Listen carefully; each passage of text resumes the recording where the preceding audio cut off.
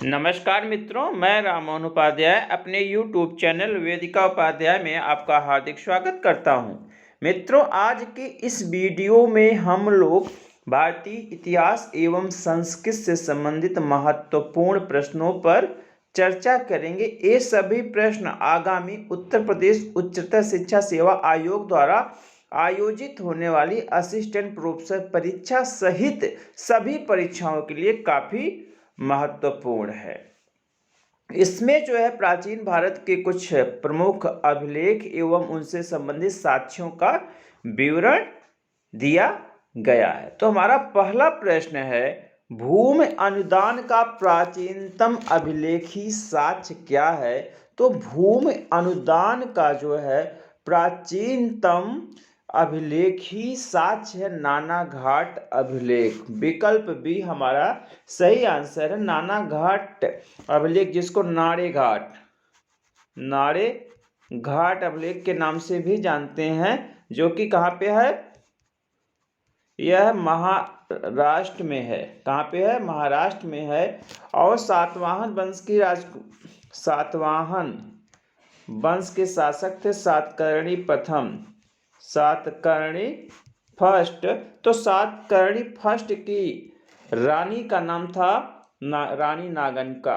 रानी नागनिका ने जो है सातकर्णी प्रथम की मृत्यु के पश्चात अपने पुत्र वेदश्री के शासनकाल में इसे लिखवाया था। और इसमें कुल नागनिका द्वारा 18 यज्ञों के आयोजन का उल्लेख प्राप्त होता है, जिसमें से 2 अश्वमेध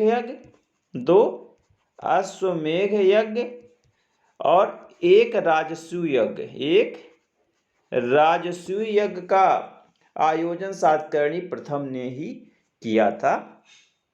तो विकल्प बी हमारा सही आंसर। हमारा दूसरा प्रश्न है, अकाल से निपटने हेतु राशनिंग व्यवस्था का उल्लेख करने वाला प्राचीनतम अभिलेख कौन सा है? तो अकाल से निपटने हेतु राशनिंग व्यवस्था का उल्लेख करने वाला 2 मौर्यकालीन अभिलेख हैं, सोहगौरा एवं महास्थान। तो विकल्प बी और सी, मतलब विकल्प डी हमारा सही आंसर है। सोहगौरा जो है उत्तर प्रदेश के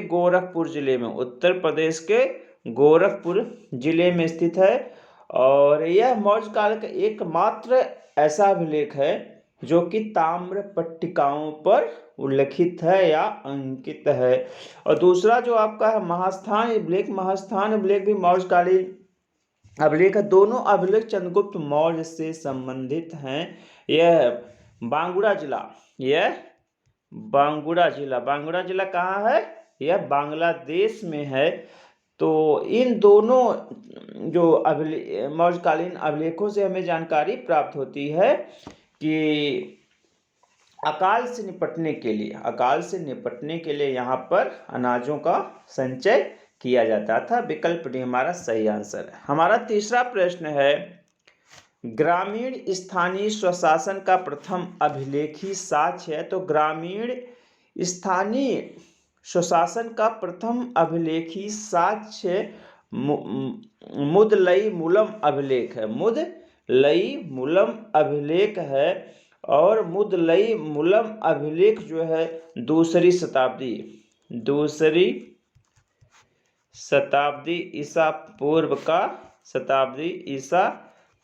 का अभिलेख है। विकल्प बी हमारा सही आंसर। हमारा अगला प्रश्न है, प्राचीन भारत की सबसे लंबी एवं लोकप्रिय प्रशस्ति कौन है? तो प्राचीन भारत की सबसे लंबी एवं लोकप्रिय प्रशस्ति है प्रयाग प्रशस्ति। प्रयाग प्रशस्ति के विषय में आप लोग जानते हैं। प्रयाग प्रशस्ति की रचना जो है समुद्रगुप्त के शासनकाल में की गई थी और वर्तमान प्रयागराज जिले में अवस्थित है। और प्रयाग प्रशस्ति जो है आपका समुद्रगुप्त के महासंध विग्राहिक थे। महासंध विग्राहिक हरिसेन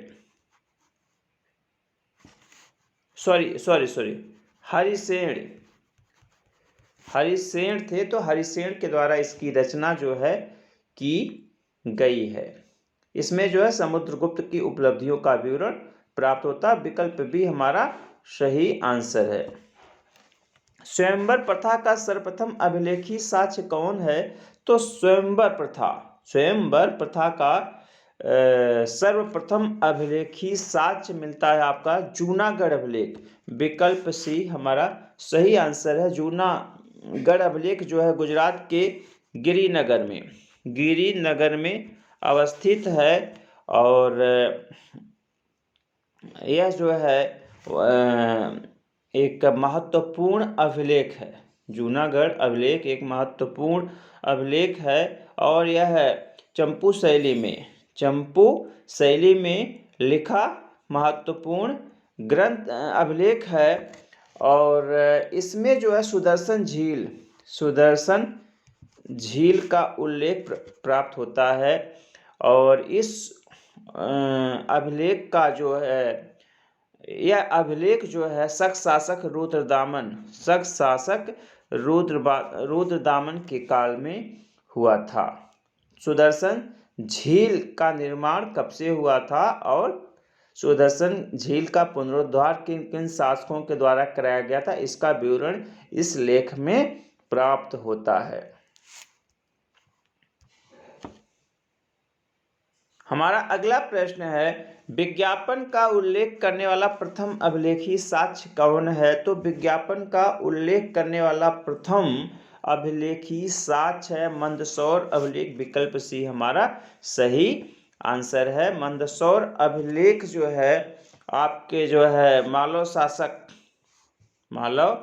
शासक यशोवर्मन की उपलब्धियों के संबंध में है। विकल्प सी हमारा सही आंसर। हमारा अगला प्रश्न है, सबसे प्राचीनतम प्रशस्ति अभिलेख कौन सा है? तो सबसे प्राचीनतम प्रशस्ति अभिलेख है हाथी गुम्फा अभिलेख। विकल्प बी हमारा सही आंसर है। हाथी गुम्फा अभिलेख जो है वर्तमान उड़ीसा के पुरी जिले में अवस्थित है और यह चेद वंशी शासक खारवेल की 13 वर्ष की उपलब्धियों के संबंध में जानकारी प्रदान करता है और इसमें कुल 17 पंक्तियां हैं। तो विकल्प भी हमारा सही आंसर। हमारा अगला प्रश्न है, चतुर्वर्ण व्यवस्था का प्राचीनतम अभिलेखी साक्ष्य कौन सा है? तो चतुर्वर्ण व्यवस्था का प्राचीनतम अभिलेखी साक्ष्य है आपका नासिक अभिलेख। विकल्प डी हमारा सही आंसर है। नासिक अभिलेख जो है गौतमी पुत्र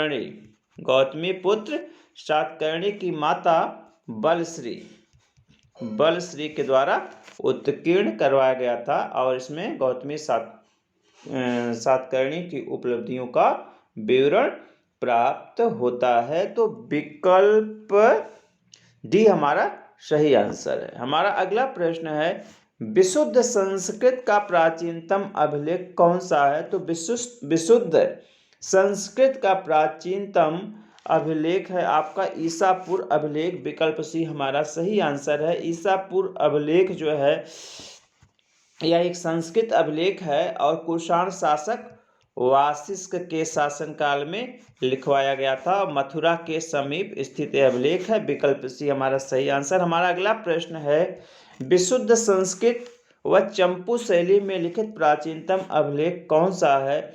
तो विशुद्ध संस्कृत एवं काव्य शैली यहाँ होना चाहिए था, यहाँ पर काव्य शैली होना था जिसको चंपू शैली कहते हैं। तो विशुद्ध संस्कृत और काव्य शैली में लिखित प्राचीनतम अभिलेख आपका है जूनागढ़ अभिलेख। विकल्प डी हमारा सही आंसर है। हमारा अगला प्रश्न है, शून्य का उल्लेख करने वाला प्राचीनतम अभिलेख कौन सा है? तो शून्य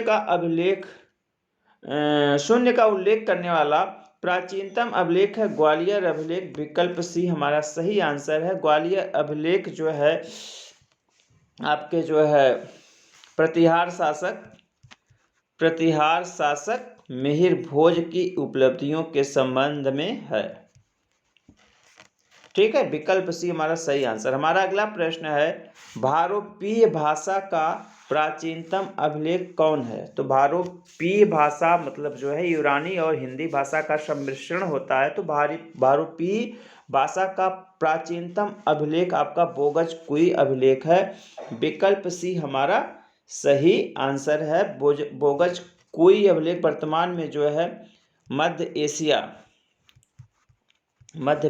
एशिया में है और यह एक प्राचीनतम अभिलेख है जो कि दो कबीलों के मध्य हुई शर्तों का उल्लेख करता है और इसमें साक्षी के रूप में 4 भारतीय वैदिक देवताओं का उल्लेख प्राप्त होता है। इंद्र, मित्र, नासत्य और वरुण। इंद्र, मित्र, नासत्य और वरुण 4 वैदिक देवताओं का उल्लेख बोगस कुई अभिलेख में प्राप्त होता। विकल्प सी हमारा सही आंसर है।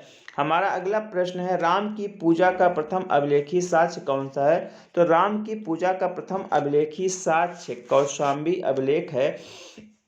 विकल्प हमारा सही आंसर है। कौशाम्बी अभिलेख जो है पहले कौशाम्बी में मूल रूप से उत्कीर्ण कराया गया था और बाद में जो है मुगल शासक अकबर के द्वारा लाकर इसे जो है इलाहाबाद के किले में संरक्षित कराया गया था और इसमें अशोक की रानी कारुवाक और उसके पुत्र तीवर का उल्लेख मिलता है। अशोक की उपलब्धियों के विषय में जानकारी प्राप्त करने का एकमात्र जो है अशोक के जो है किसी भी अभिलेख में उसकी एकमात्र रानी का उल्लेख कारवाकी और उसके पुत्र तीवर का उल्लेख मिलता है। ये प्रश्न आता है कि अशोक की रानियों का विवरण देने वाला एकमात्र अभिलेखी साक्ष्य क्या है? तो वह आपका है कौशाम्बी का अभिलेख। कारवाकी और तीवर के उसके पुत्र तीवर के संबंध में सूचना प्राप्त होती है। इसे रानी का भी अभिलेख कहा जाता है। इसे रानी का अभिलेख कहा जाता है। तो विकल्प हमारा सही आंसर। हमारा अगला प्रश्न है, भागवत धर्म से संबंधित प्रथम अभिलेखी साक्ष्य कौन सा है? तो भागवत धर्म से संबंधित प्रथम अभिलेखी साक्ष्य है आपका वेशनगर गरुड़ स्तंभ लेख। वेशनगर गरुड़ स्तंभ लेख जो है शुंग वंशी शासक भागभद्र के शासनकाल में उत्कीर्ण कराया था और जो है इसको जो है तक्षशिला में जो है इंडो ग्रीक यवन राजदूत जो है यूनानी राजदूत हेलियोडोरस के द्वारा उत्कीर्ण करवाया गया था। ठीक है, तो विकल्प डी हमारा सही आंसर है। हमारा अगला प्रश्न है, कनिष्क संवत का उल्लेख करने वाला प्रथम प्राचीनतम अभिलेख कौन सा है? तो कनिष्क संवत का उल्लेख करने वाला प्रथम प्राचीनतम अभिलेख है रेवतक अभिलेख। रेवतक अभिलेख जो वर्तमान में कहाँ से प्राप्त हुआ है?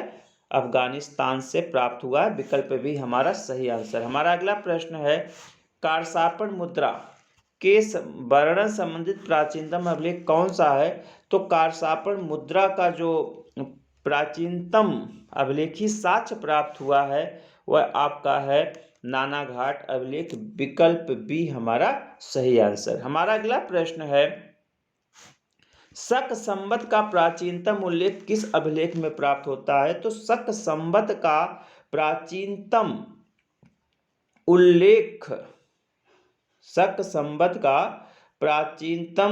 उल्लेख जो है ये बोराला अभिलेख में प्राप्त होता है। इसको हिस्से बोराला अभिलेख के नाम से जाना जाता है, हिस्से बोराला अभिलेख। और यह अभिलेख जो है वाकटक शासक देवसेन के द्वारा उत्कीर्ण कराया गया था। विकल्प भी हमारा सही आंसर। हमारा अगला प्रश्न है, मालव संवत का प्राचीनतम उल्लेख किस अभिलेख में प्राप्त होता है? तो मालव संवत का जो प्राचीनतम उल्लेख है मानदशौर अभिलेख में प्राप्त होता है। विकल्प सी हमारा सही आंसर। हमारा अगला प्रश्न है, विक्रम संवत का प्राचीनतम उल्लेख किस अभिलेख में प्राप्त होता है? तो विक्रम संवत का प्राचीनतम उल्लेख जो है आपके यहाँ विकल्प है डी ओखा मंडल शासक जयदेवा का शिलालेख से प्राप्त होता है। विकल्प डी हमारा सही आंसर है। जो हमारा विक्रम संवत है, विक्रम संवत का समय जो है 57 BC 57 ईसा पूर्व माना जाता है। और 57 ईसा पूर्व मालवा का एक शासक था विक्रमादित्य, उसने शकों को पराजित करने के पश्चात इस संवत का परिवर्तन किया था। और इसको जो है कृत या आप इसको सतयुग कह सकते हो। सतयुग संवत और मालव संवत, मालव संवत का भी यही संभव मालव संवत के नाम से भी जाना जाता है। तो विकल्प डी हमारा सही आंसर। हमारा अगला प्रश्न है, गुप्त संवत का प्राचीनतम उल्लेख किस अभिलेख में प्राप्त होता है?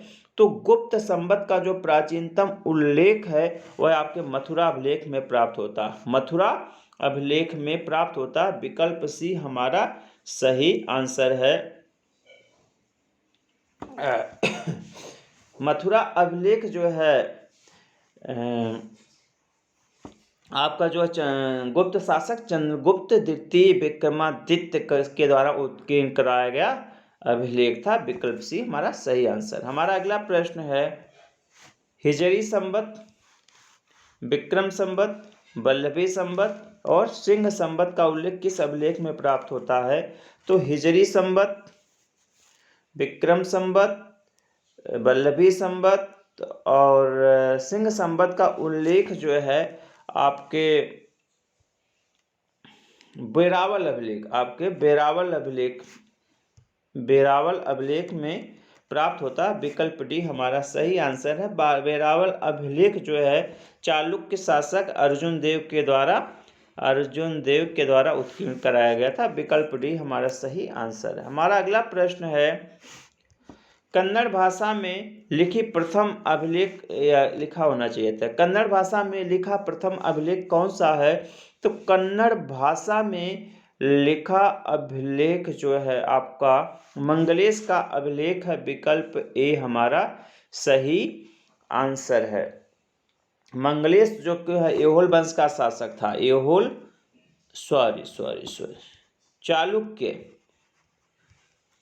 चालुक्य वंश का शासक था। और उस बादामी की जो एक गुफा है, बादामी की गुफा, तो बादामी की एक वैष्णव गुफा है, उस पर जो है चालुक्य शासक मंगोल के द्वारा जो है कन्नड़ भाषा में लिखा प्रथम अभिलेख प्राप्त होता है। कन्नड़ भाषा का प्रथम जो है कवि कौन था?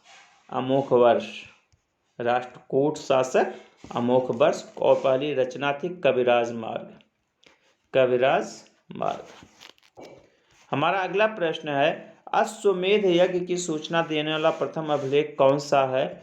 तो अश्वमेध की यज्ञ की सूचना देने वाला प्रथम अभिलेख जो है आपका है अयोध्या लेख। विकल्प डी सही आंसर है। अयोध्या लेख जो है पुष्यमित्र शुंग के सेनापति धनदेव के द्वारा उत्कीर्ण कराया गया था। और अश्वमेध यज्ञ की जानकारी देने वाला एकमात्र अभिलेख ही साक्ष्य है पुष्यमित्र शुंग के शासनकाल का अयोध्या लेख।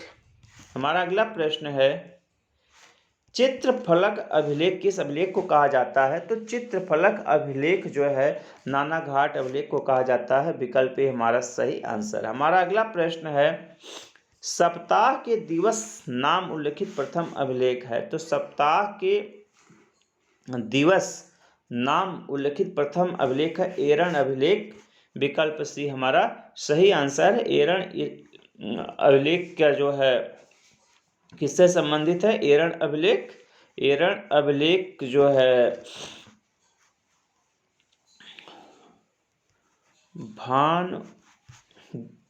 भानुगुप्त द्वारा उत्कीर्ण कराया गया था। यह मध्य प्रदेश के सागर जिले में स्थित है और यह समुद्रगुप्त की उपलब्धियों के विषय में जानकारी प्रदान करता है। विकल्प सी हमारा सही आंसर। हमारा अगला प्रश्न है, नागरी लिपि में उत्कीर्ण प्राचीनतम अभिलेख कौन सा है? तो नागरी लिपि में उत्कीर्ण प्राचीनतम अभिलेख है दिद्वा दिपौली। कहाँ है? हाँ, ये है विकल्प डी दिध्वा देवौली ताम्रपत्र अभिलेख है और ये प्रतिहार शासक महेंद्र पाल के द्वारा उत्कीर्ण कराया गया था। महेंद्र पाल के द्वारा उत्कीर्ण कराया गया था। विकल्प डी हमारा सही आंसर। हमारा अगला प्रश्न है, श्री कृष्ण एवं उनकी माता देवकी का उल्लेख करने वाला प्रथम अभिलेख कौन सा है? तो श्री कृष्ण एवं उनकी माता देवकी का उल्लेख करने वाला प्रथम अभिलेख है आपका भीतरी स्तंभ लेख। विकल्प डी हमारा सही आंसर है। भीतरी स्तंभ लेख जो है वर्तमान उत्तर प्रदेश के गाजीपुर जिले में अवस्थित है और स्कंदगुप्त का जो है पुष्यमित्रों के साथ संघर्ष के विषय में एकमात्र जानकारी हमें भीतरी स्तंभ लेख से ही प्राप्त होती है। हमारा अगला प्रश्न है, जजमानी प्रथा का उल्लेख करने वाला प्रथम अभिलेख कौन सा है? तो जजमानी प्रथा का उल्लेख करने वाला प्रथम अभिलेख नालंदा अभिलेख। नालंदा अभिलेख किससे संबंधित है? हर्षवर्धन से संबंधित है। वर्धन शासक हर्षवर्धन से संबंधित है। तो विकल्प बी हमारा सही आंसर। हमारा अगला प्रश्न है, मंदिर वेश्यावृत्ति का प्राचीनतम साक्ष्य किस अभिलेख से प्राप्त होता है? तो मंदिर वेश्यावृत्ति का प्राचीनतम साक्ष्य जो है रामगढ़ अभिलेख से प्राप्त होता है। विकल्प बी हमारा सही आंसर है। रामगढ़ से गुहा अभिलेख प्राप्त हुआ है जो कि मौर्यकालीन है और वर्तमान रामगढ़ जो है वर्तमान झारखंड के रामगढ़ जिले में अवस्थित है और रामगढ़ जिला जो हजारीबाग जिले को काटकर बनाया गया। तो विकल्प भी हमारा सही आंसर है। हमारा तीसरा एवं अंतिम प्रश्न है, चांदी से निर्मित संभवतः प्राचीनतम अभिलेख कौन सा है? तो चांदी से निर्मित प्राचीनतम अभिलेख भट्टिप्रोलु अभिलेख है। विकल्प भी हमारा सही आंसर है। भट्टिप्रोलु अभिलेख जो है आंध्र प्रदेश के गुंटूर जिले में अवस्थित है। ठीक है, और इसका मूल नाम था प्रतिपालपुर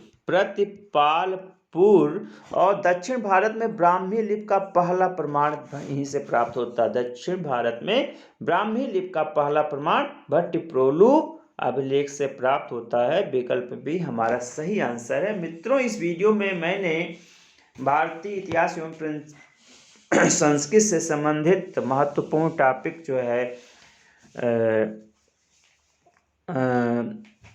प्राचीन अभिलेख या प्राचीन अभिलेखी साक्ष्य के संबंध में चर्चा की गई। इस श्रृंखला में कुल 30 महत्वपूर्ण प्रश्नों पर चर्चा की गई। सभी प्रश्न आपकी आगामी परीक्षाओं के दृष्टि से काफ़ी महत्वपूर्ण है। आप इस वीडियो को देखने के पश्चात चैनल को सब्सक्राइब, वीडियो को लाइक एवं शेयर अवश्य करिएगा। साथ ही साथ बेल आइकन को भी प्रेस करिएगा जिसके माध्यम से आने वाले वीडियो का नोटिफिकेशन आपको समय से प्राप्त हो जाए। आप सभी को सुनने के लिए बहुत बहुत धन्यवाद। नमस्कार।